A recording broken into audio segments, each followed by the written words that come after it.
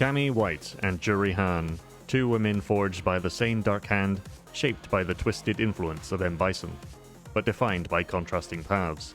One was created to kill, the other was born from death. But in their rivalry, there is more than just hatred. Their story is one of fractured identities, bitter revenge, and an unspoken bond that goes deeper than they would ever admit. In this video, we'll dive into their stories, exploring how these two women, so different in their choices and motivations, are forever linked by the shadow of Bison, through pain, loss, and ultimately, survival.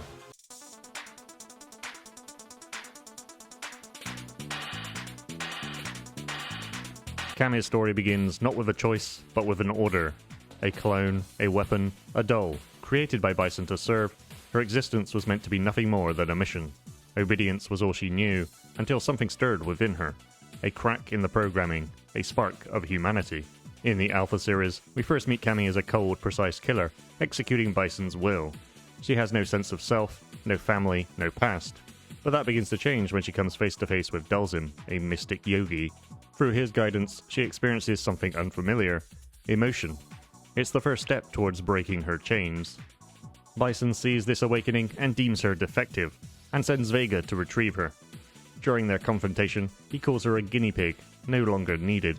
Confused and enraged, Cammy defeats Vega, who warns that she's now marked for termination. Determined to find answers, Cammy confronts Bison, and he confirms it all, sending two other dolls, Julie and Junie, to eliminate her. She defeats them, and in doing so earns a twisted kind of respect from Bison. But even that has limits. He reveals the ultimate truth. Cammy is his clone, built only to eventually contain his twisted soul. In her Alpha Free ending, Cammy infiltrates Shadaloo's base to free the other dolls, crossing paths with Chun-Li along the way.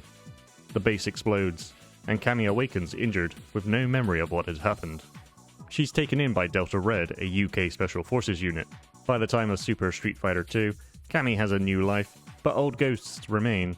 Ordered to investigate Shadaloo, she confronts the fragments of her identity. Bison's words haunt her, but her Delta Red teammates give her something real: belonging. She doesn't have to live in the past. She can fight for her own future now. Juri's origin, however, is rooted in tragedy. She wasn't made by Bison, she was destroyed by him. As a child, Juri lived a normal life.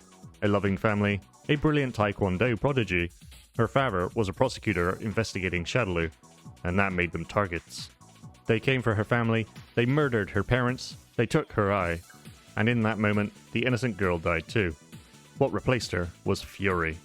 Years later, she infiltrates the remnants of Shadaloo's tech division and is implanted with the Feng Shui engine, a volatile device that replaces her missing eye and fuels her speed, power, and hatred. Juri isn't simply a soldier, she's a weapon.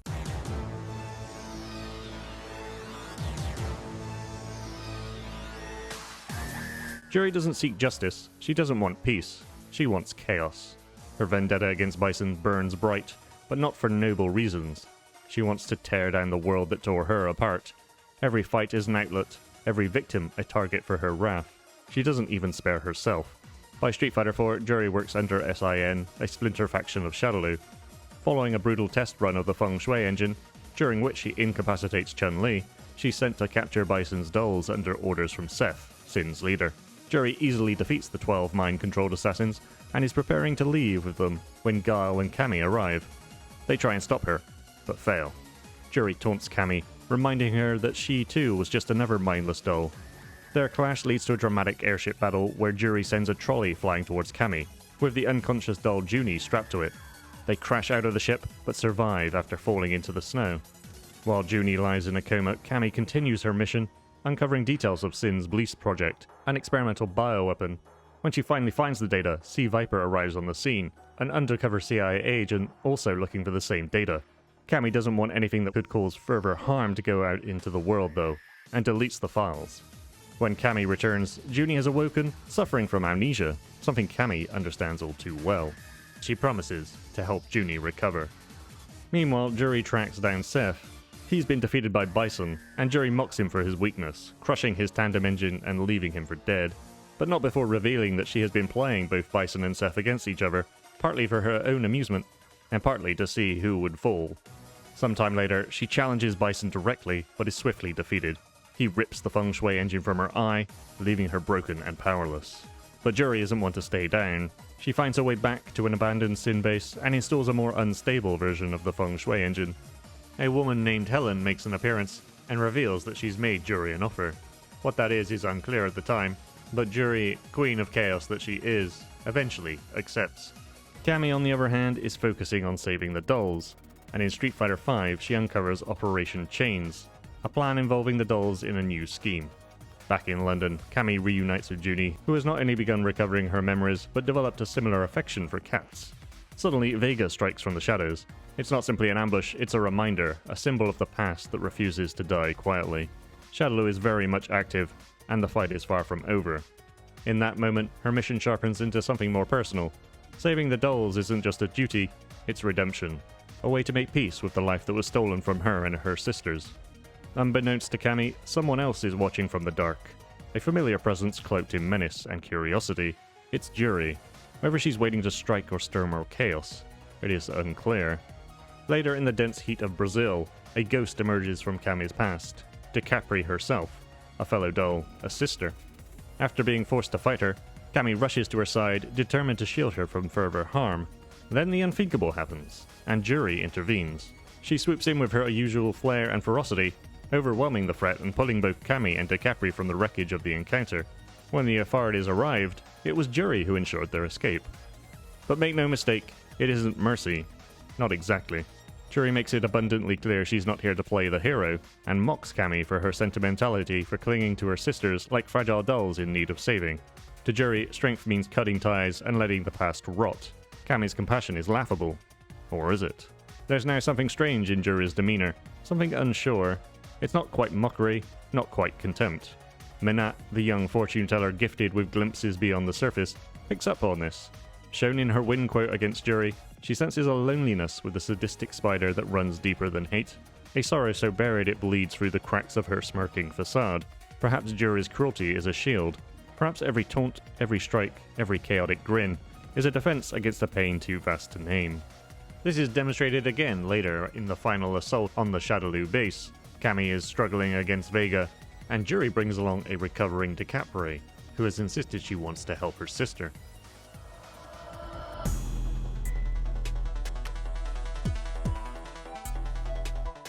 Years have passed since the fall of Shadaloo and their first encounters, but the ghosts of their past are never far behind.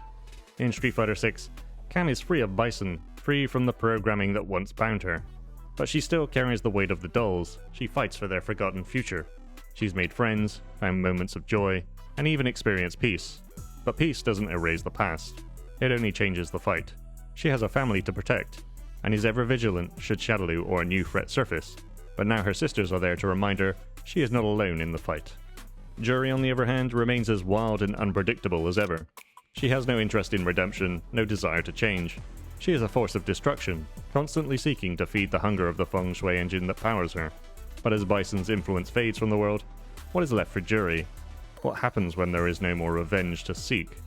The world is still a lonely place for Juri Han, and the fact she cannot move on makes her pitiable, even in the eyes of past rivals. She is left dwelling on things gone by, and looks fondly on relationships that could have been more, if only she could let the past go. Cammy now fights to protect those she loves, to ensure that others never experience the horrors she endured. Juri, though, is still lost in the chaos. Seeking meaning in the violence she thrives on, she is now faced with the question: what remains when revenge is no longer a motivator, when that need for revenge is gone? The answer is unlikely to lead anywhere good.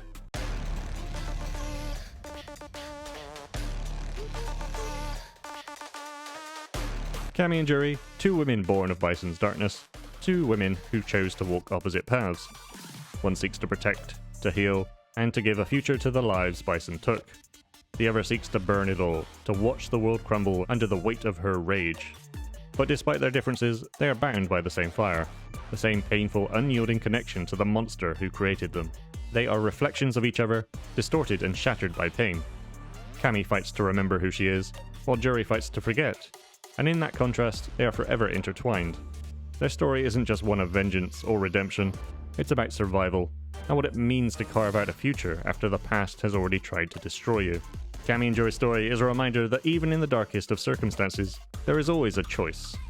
If you enjoyed this dive into the story of Cammy and Juri, give it a like and subscribe for more tales from the worlds of fighters, heroes, villains, and everything in between. Thanks for watching, and remember, sometimes the strongest battles are the ones we fight within.